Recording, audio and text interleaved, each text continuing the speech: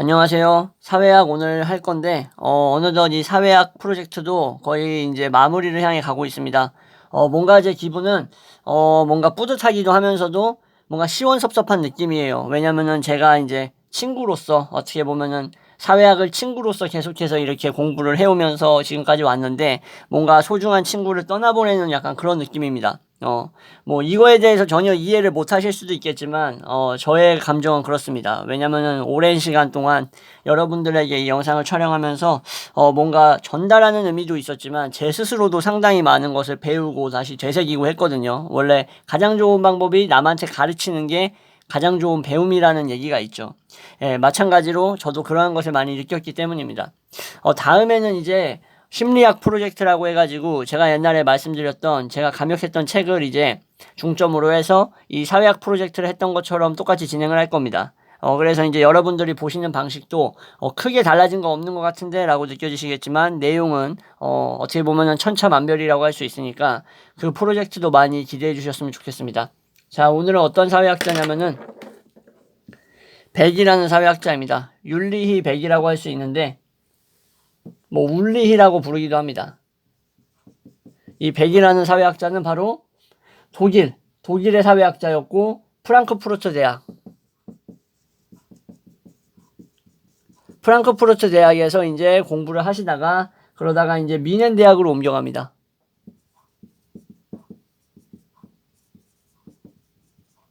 미넨 대학으로 옮겨가고 이 미넨 대학에서 이제 박사학위를 tab니다. 말씀드리다 보니까 몇 년생이고 뭐 언제 돌아가셨는지를 말씀 안 드렸는데 1944년 2015년에 돌아가셨어요. 44년에 태어나서. 그러니까 한창 이제 2차 세계대전이 마무리될 때 시점, 우리 광복이 거의 이제 코앞으로 다가온 시점에 태어나신 거죠. 그리고 이제 비교적 현대에 돌아가셨습니다. 아무튼 이 백 교수님은 이렇게 이제 동대학, 한마디로 미넨대학에서 박사학위를 취득하시고, 그리고 나서 이제 베스트팔렘 비렐름 대학 같은 대학에 가셔가지고, 이제 마지막에 어디로 갔냐면은, 런던 정치, 경제, 대학교. 이 대학교 저번에 말씀드렸었죠. 그죠? 예. 리처드 세넷 교수님 말씀드리면서, 그죠? 그리고 이제 어떤, 뭐랄까, 폐쇄적인, 예. 폐쇄성이 이제 강해지는 이러한 어떤 도시 공간이라는 얘기를 하면서 말씀을 드렸었어요. 그죠? 아무튼 간에 이, 뭐랄까, 이 공공성 상실을 말씀드렸을 때 이 대학교 이름이 나왔었는데, 마찬가지로 백 교수님도 런던 정치경제대학교를 나오셨습니다. 여기서 이제 교수를 하신 거죠. 주요 저서라고 볼 수 있는 것은 이제 위험사회라는 책이 있어요. 위험사회라는 주요 저서가 있고, 그리고 이제 이분이 얘기했던 것은 이제 리스크에 대해서 얘기를 했습니다. 리스크. 우리가 이 리스크라는 용어를 거의 뭐 일상생활에서 상당히 자주 사용을 하죠. 근데 이제 백 교수님 같은 경우에는 현대 세계가 이 보이지 않는 리스크에 둘러싸여 있다라고 이제 생각을 했던 분입니다. 그리고 이 앤소니 기든스라고 현대사회학이라고 해가지고 여러분들은 이제 사회학 공부하시는 분들은 이 현대사회학이 앤서니 기든스하고 다른 사회학자들이 공저로 이제 출판한 책이 있어요. 거의 뭐 사회학과의 거의 뭐 교과서 같은 책인데 이 현대사회학을 이제 집필하셨던 이 앤서니 기든스와 이제 같이 이제 책을 또 공저하신 게 있습니다. 이 백 교수님하고. 그 책 이름이 바로 성찰적인 근대화. 이 책이 이제 유명해지면서 이 울리 백 교수님이 세계적인 어떤 명성을 얻었다라고 보시면 되겠습니다. 예전 같은 경우에는 이제 부와 권력에 의해서 우리가 리스크를 피할 수가 있었다라고 볼 수 있었어요. 뭐 오늘날에도 솔직히 부와 권력이 있으면 상당히 많은 리스크를 피할 수는 있어요. 하지만 백 교수님 같은 경우에는 이제는 부와 권력만 있으면 다 리스크를 피할 수 있는 시대는 아니다. 바로 피해를 예측할 수 없는 시대가 온다. 피해가 예측이 안 되는 시대가 도래했다라고 이제 생각을 하셨습니다. 자, 그래서 이 이제 백 교수님이 얘기했던 이 바로 리스크 사회가 무엇인가에 대해서 여러분들께 말씀을 드리려고 해요. 이 리스크 사회 같은 경우에는 그 위험 사회라는 이 백 교수님의 이제 책이 있는데 거기에 나와 있는 이러한 내용입니다. 이제 뭐 예를 들어서 옛날에 이제 체르노빌이라 해가지고 뭐 원자력 사고가 있었죠. 이 체르노빌 원자력 사고가 우리 어떤 세계 시민들에게 어떤 경각심을 줬었죠. 그죠? 이러한 어떤 고도 과학기술이 초래하는 리스크가 있다라는 것을 그때 당시에 많은 사람들이 느낄 수가 있었어요. 그 사고를 통해서. 그래서 이러한 리스크는 실제로 지각할 수가 없다. 실제로 지각할 수 없다라는 게 그 위험 정도, 얼마나 위험하겠어? 이거를 체르노빌이 실제로 폭발이 됐을 때야 이제서야 비로소야 느낄 수가 있는 거지. 그 위험을 폭발되기 전에 뭐 대충 뭐 대략 뭐 어느 정도의 땅덩어리가 이제 오염되고 뭐 생물 몇 마리가 죽을 것이고 뭐 어느 정도의 대기가 오염될 것이며 막 이런 것들을 이제 추측을 하긴 하지만 결국에는 이제 예측이 불가능하다라는 거죠. 완벽하게. 그래서 이러한 리스크들을 이제 현대형 리스크라고 부르는데, 이러한 현대형 리스크는 이제 높은 계급과 어떤 특정한 지역 사람들, 어떤 특정 지역에만 살아가고 있는 이러한 사람들에게만 국한됐다라고 보통 옛날에는 생각을 했지만, 근데 이제 그렇지가 않다라는 거예요. 이 근대화에 따라서 어쩔 수 없이 필연적으로 수반될 수밖에 없었던 어떤 보이지 않는 리스크,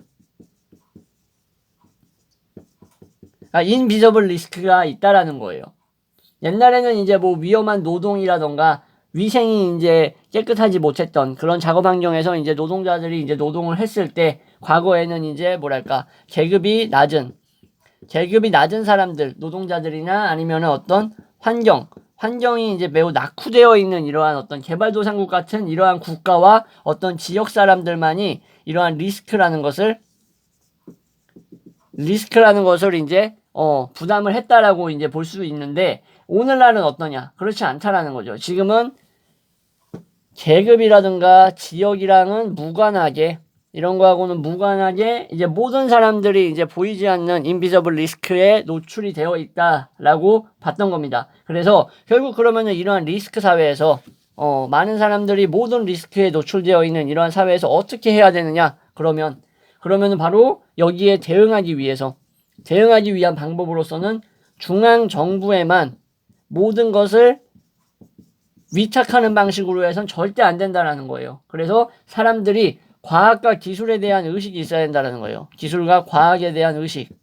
솔직히 뭐 이런 얘기를 하면은 저도 좀 양심에 찔립니다. 이 과학하고 기술에 대한 어떤 이러한 의식이 많이 부족한 사람이에요. 예. 뭐 인문학적인 영역에서는 뭐 거의 뭐 내로라는 사람들 다 제낄 수 있는데, 근데 이제 이런 기술이라든가 과학 의식에서는 많이 부족합니다. 그렇기 때문에 저도 이 부분에 대해서 좀 공부를 해볼까 생각 중이에요. 예, 물론 생각 중이지 아직 시작은 안 했습니다. 아무튼 이렇게 이제 과학이라든가 기술에 대한 의식을 높이고 현장에서의 이제 현장 위주의 어떤 문제 해결, 이러한 것들, 그러한 길을 탐색하는 방향으로 그런 식으로 이제 움직여야 된다라고 이 교수님은 얘기를 하는 거예요.